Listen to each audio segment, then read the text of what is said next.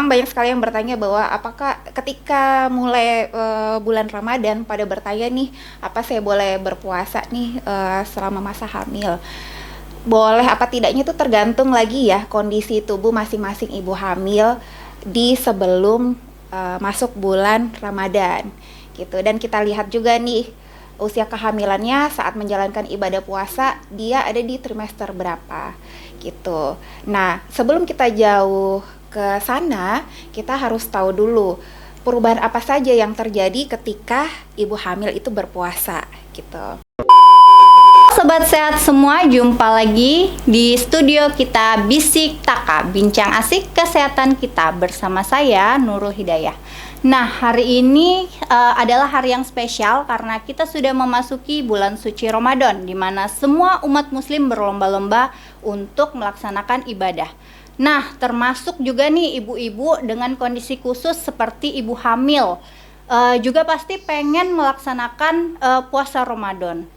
Untuk itu hari ini kita akan membahas tentang ibu hamil boleh nggak sih ikut puasa gitu ya, bersama narasumber kita yang luar biasa dari Dinas Kesehatan Kabupaten Penajam Pasir Utara, Bidan Lea Eli Yuesa STR Kep. Halo Mbak Lea. Halo Mbak Nurul. Gimana kabarnya hari ini Mbak Lea? Luar biasa baik. Baik ya. Puasa Mbak Lea? Detik ini puasa. Oh, detik ini puasa. Baik. Nah, hari ini kita akan membahas tema yang menarik nih, ibu hamil. Kan ibu hamil banyak juga nih yang ingin melaksanakan puasa ya. Kira-kira nih, boleh nggak sih ibu hamil itu puasa, Mbak Lea? Oke, baik Mbak Nurul, terima kasih. Bagus banget pertanyaannya. Ini kayaknya mewakili ibu hamil yang ada di luaran sana, iya, luar betul, studio. Betul sekali. Ya, jadi memang banyak sekali yang bertanya bahwa apakah ketika mulai bulan Ramadan pada bertanya nih, apa saya boleh berpuasa nih selama masa hamil? Boleh apa tidaknya itu tergantung lagi ya kondisi tubuh masing-masing ibu hamil di sebelum masuk bulan Ramadan gitu. Dan kita lihat juga nih usia kehamilannya saat menjalankan ibadah puasa dia ada di trimester berapa gitu. Nah, sebelum kita jauh ke sana, kita harus tahu dulu perubahan apa saja yang terjadi ketika ibu hamil itu berpuasa gitu. Nah, yang paling sering terjadi dan paling besar pengaruhnya, dampaknya itu biasanya terjadi penurunan gula darah. Ini efek dari tidak makan dalam jangka waktu yang lama gitu. Nah, ketika berpuasa juga akan terjadi penurunan tekanan darah biasanya. Ini faktor dari dehidrasi. Lebih tepatnya kurangnya asupan cairan. Jadi volume darah itu menurun gitu. Efeknya kalau di tensi tekanan darah agak sedikit turun, tetapi tidak signifikan sih kalau memang dia tidak masuk ke dalam kategori dehidrasi berat gitu.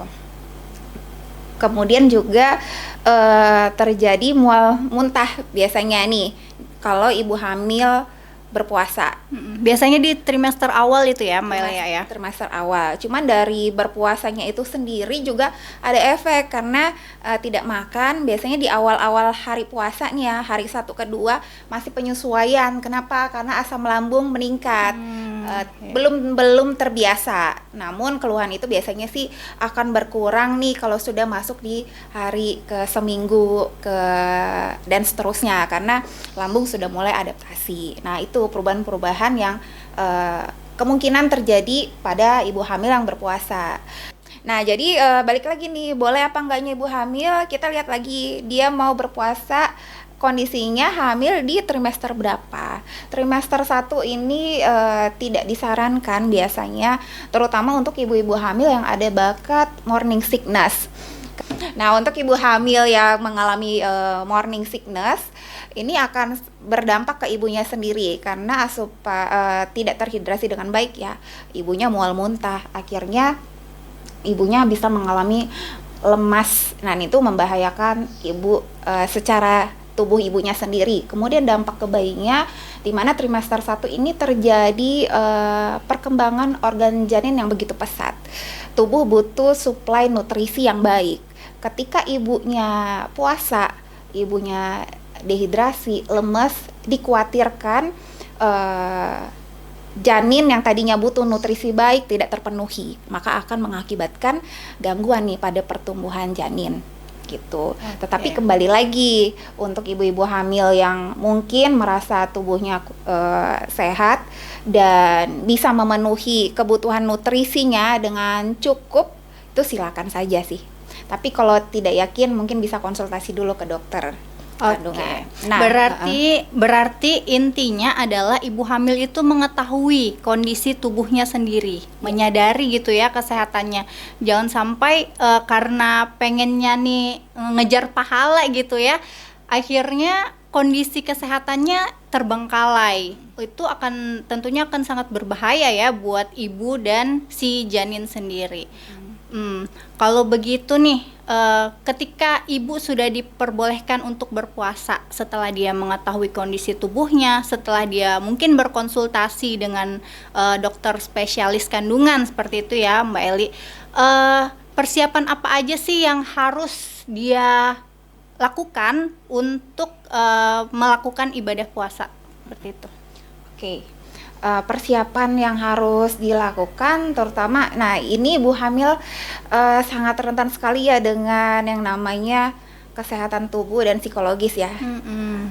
Kalau ibu hamil harusnya prepare tidak hanya secara memikirkan tubuhnya saja, tapi psikologisnya pun harus diperhatikan.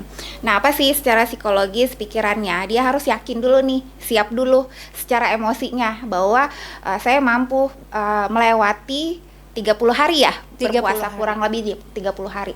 Harus ada keyakinan dulu nih, karena ketika dia secara psikologis dia yakin, dia tahu dirinya mampu gitu kan, maka ini akan berbeda dampaknya dengan orang yang hanya tidak ada persiapan secara emosi ya gitu. Nah itu, dan juga orang-orang terdekat harus support nih. Makanya butuhnya support system ketika ada seorang ibu hamil di dalam rumah, harapannya keluarga yang lain mendukung nih, apapun keputusannya, apapun pola hidup yang berubah selama dia dalam masa kehamilan gitu. Nah, ketika mau memasuki bulan Ramadan, harusnya keluarga ini menanyakan, nanti kamu puasa apa enggak? Atau si ibu hamil, ketika keluarga mungkin tidak menanyakan ibu hamil nih yang membicarakan sharing kepada suaminya, saya nih mau nanti bulan puasa, saya mau puasa, boleh enggak? Gitu kan ya. Walaupun kita yakin secara diri kita sendiri, tapi harus ada persetujuan dari keluarga terdekat gitu. Nah, nanti di situ kita sampaikan nih keinginan saya berpuasa seperti ini, saya sudah prepare, saya yakin bahwa saya siap gitu. Dukung aku ya, gitu biasanya di dalam support system dalam keluarga idealnya gitu. Nah, itu secara psikologis, secara pikiran kita nih, mental. Lalu yang kedua yang harus kita siapkan adalah secara tubuh. Apa tuh?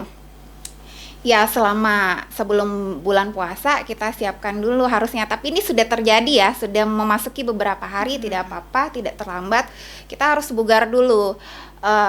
Bukan berarti berpuasa kita tidak berolahraga, khususnya ibu hamil ya, harus bugar, paling tidak ada stretching lah gitu dalam hari berpuasa. Kemudian nanti yang kedua adalah asupan nutrisinya, nutrisi baik makanan maupun cairan gitu kan ya, itu sih. Yang ketiga tidak lupa pola istirahat gitu. Istirahat harus diperhatikan. Nah nanti berikutnya akan saya beritahu nih rule-nya apa aja sih, template-nya ibu hamil standarnya seperti apa sih untuk melakukan aktivitas sehari-hari selama berpuasa supaya puasanya itu nyaman, ibu hamilnya tetap sehat gitu, tidak terjadi keluhan-keluhan yang tidak diharapkan.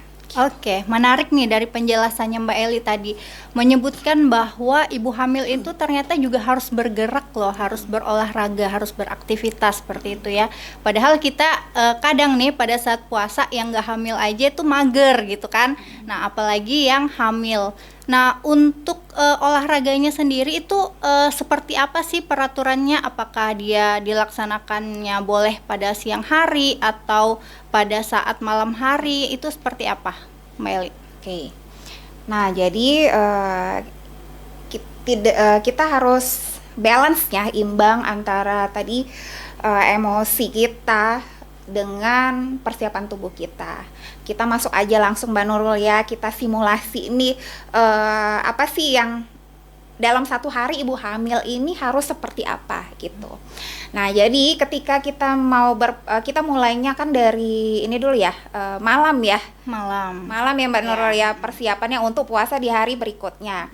Nah, jadi sebelum kita berpuasa, baiknya itu di sore harinya kita stretching dulu. Seperti apa nih gerakan-gerakan santai aja. Misalnya kita pergelangan tangan nih, misalnya kita putar-putar 360 derajat, kemudian balas. Begitu sebaliknya dengan tangan kiri. Kemudian kaki pun seperti itu. Kita stretching seperti pemain bola gitu Mbak Nurul, ya kan? Stretching.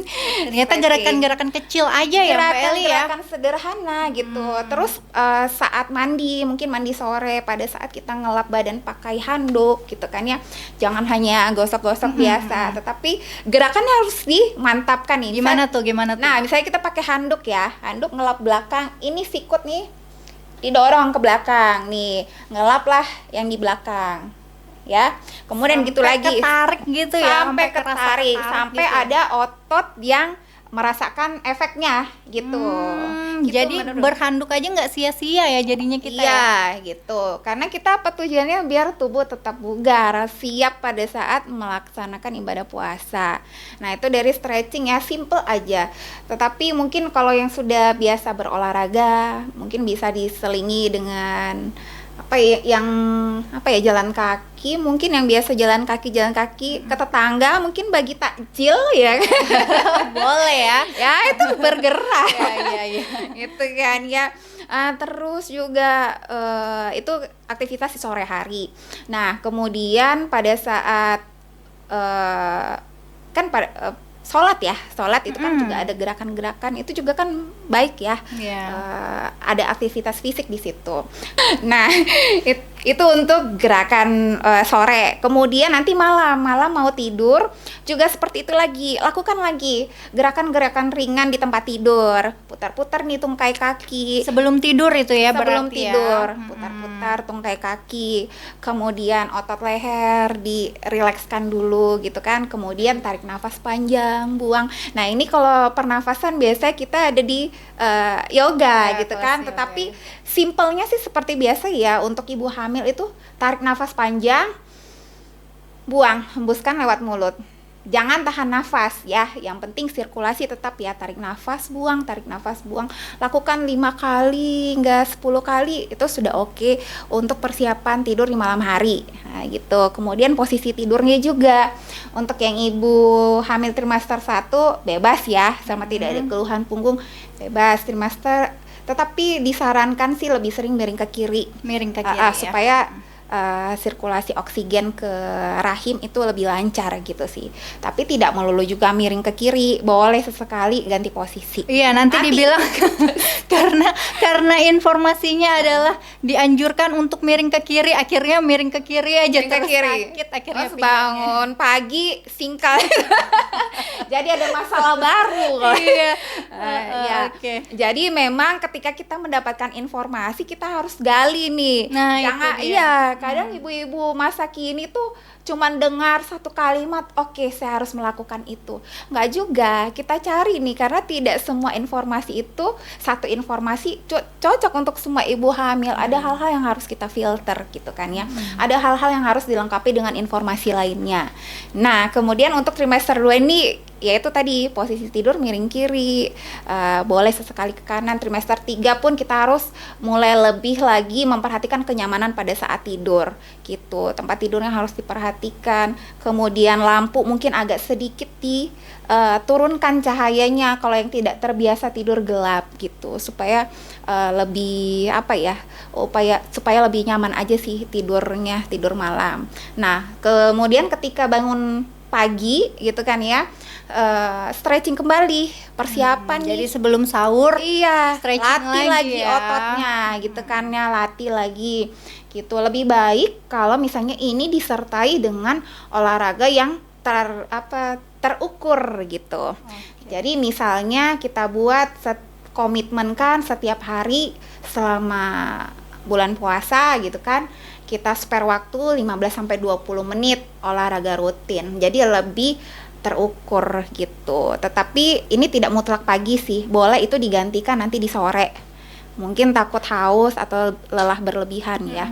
Boleh sih yang tadinya pagi ganti ke sore gitu. Nah, kemudian untuk untuk nutrisi nih ya, itu tadi dari pergerakan tubuh ya, olahraganya. Nah, untuk nutrisi ketika hamil kita perlu perhatikan asupan cairan nih yang utama. Minimal kita minum sehari 8 gelas ya, minimal. Nah, ini bisa kita bagi 2 gelas pada saat berbuka, kemudian 2 gelas pada saat sahur, 4 gelasnya ini di jarak antara berbuka tadi hingga mau ke sahur. Jadi malam nih. Malam ya sebelum tidur itu juga ya. Nah, itu diatur berapa yang harus kita minum gitu. Kemudian kita masuk ke makan ya, makan. Oh ya, tadi air itu baiknya sih air-air yang netral ya, bukan yang manis-manis. Nah, iya, ya. biasanya kan kalau puasa nih ya cenderungnya karena bahasanya adalah berbuka dengan yang manis ya. Jadi semuanya manis, minumannya manis, makanannya manis. Nah, kalau untuk ibu hamil nih khususnya untuk berbuka. Nah, seperti apa nih Mbak Eli? Apakah nggak apa-apa tuh makan makanan yang manis atau minum minuman yang manis seperti tadi? Ya, minum manis kita tetap butuh gula ya, tetapi sumber gula itu tidak semata-mata ya dari minuman manis. Nah, makanya juga dipilah nih makanannya. Biasa kan ada kurma tuh ya pada saat berbuka. Nah, manisnya dari kurma itu mungkin lebih oke sih ya, lebih better. Sebenarnya sudah cukup ya? Sudah cukup gitu. Biasanya juga ibu hamil kan minum susu ya, susu hamil. Nah, itu juga kan sudah ada kandungan gulanya di situ. Sebaiknya sih kalau mau mendapatkan manisnya itu dari buah-buahan cukup. Berarti kalau minumnya tetap dianjurkan air putih ya? Air putih ya, yang paling aman sih ya, paling aman semua kondisi ibu hamil gitu. Nah, kalau untuk makanannya pada saat berbuka itu tadi yang segar-segar ya, yang buah-buahan gitu, yang tinggi serat. Kemudian hindari makan goreng-gorengan karena ini enak tuh. Enak tuh.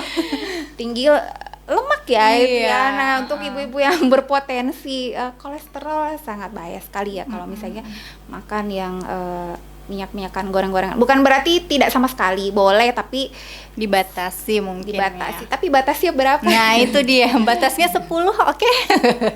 Ya mungkin ya ditakar lah ya. 1 mungkin cukup ya untuk mengobati rasa pengen aja mungkin ya. Nah, selebihnya bisa ke cenderung ke olahan makanan rebus-rebusan kalau berbuka puasa. Yang kita, karena ini momennya bulan puasa ya, jadi kita memberdayakan diri supaya sehat bugar maksimal, terutama ibu hamil gitu. Makanya kita harus hati-hati dalam memilih apa yang harus kita masukkan ke tubuh kita di waktu makan yang udah terbatas nih, karena tidak sepanjang hari bisa makan gitu. Jadi kita harus memaksimalkan itu. Nah, kemudian pada saat malam cemilannya pun yang ringan-ringan aja gitu.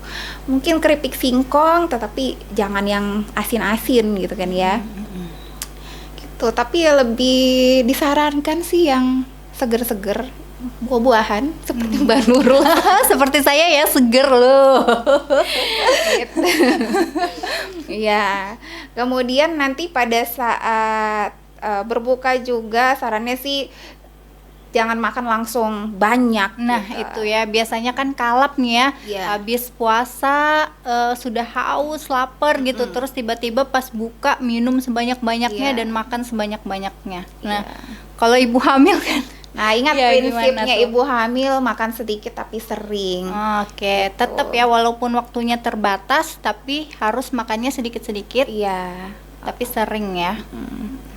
Kemudian pada saat sahur juga tadi jangan lupa minum 2 gelas paling tidak. Kemudian makannya pun tidak usah yang terlalu berat. tinggi protein harapannya. Oke, makanan tinggi protein ya, Tinggi yang protein. harus di-highlight nih. Kemudian karbohidrat kompleks, apa sih itu? Nah, apa tuh karbohidrat kompleks?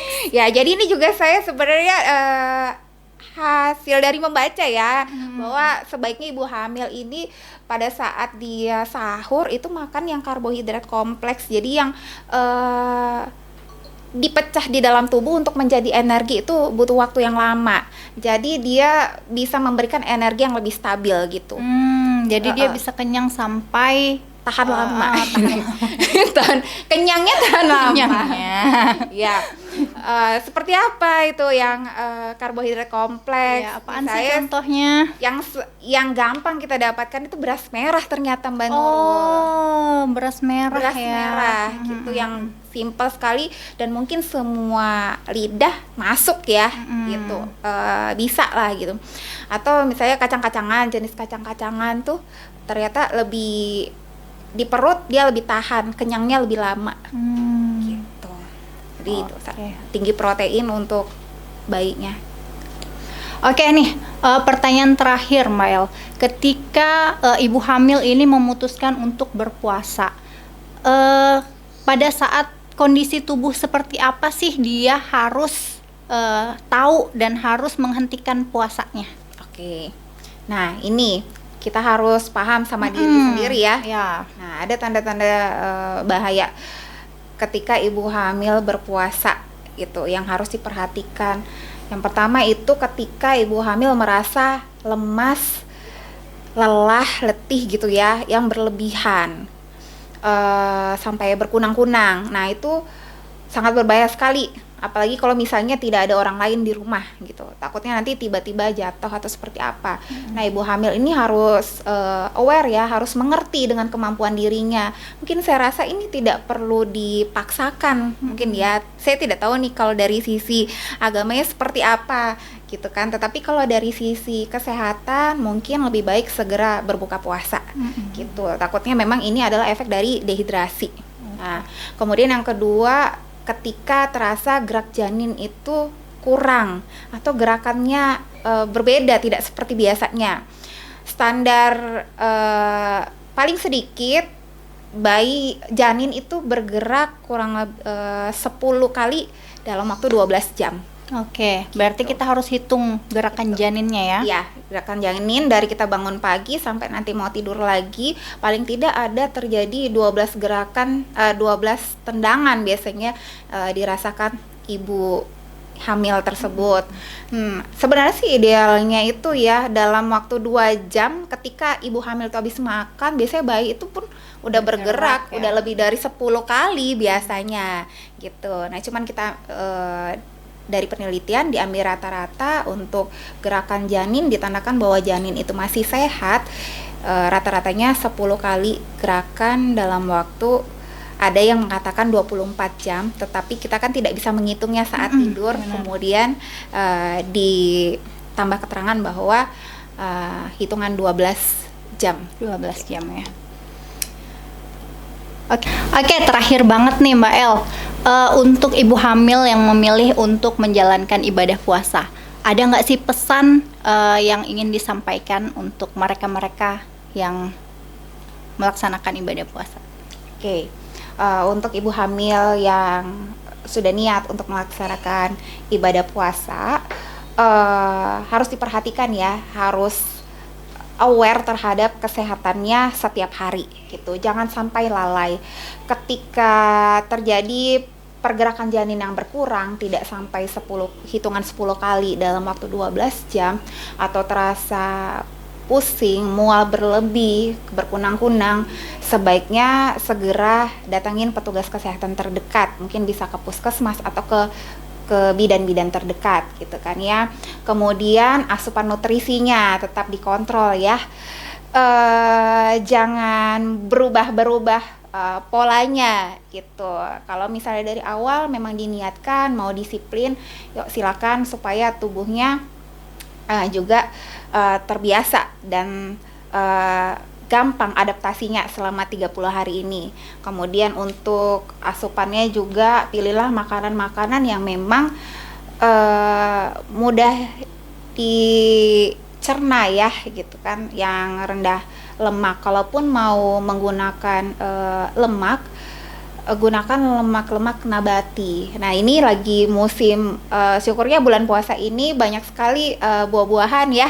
Lagi banyak di pasaran, lagi musim gitu. Banyak sekali pilihan untuk mengkonsumsi makanan-makanan yang sehat dan segar gitu. Kemudian untuk yang terakhir, untuk cairan nutrisi, agar tubuh tetap terhidrasi dengan baik, cairannya diperhatikan. Paling tidak kita minum 8 gelas sehari.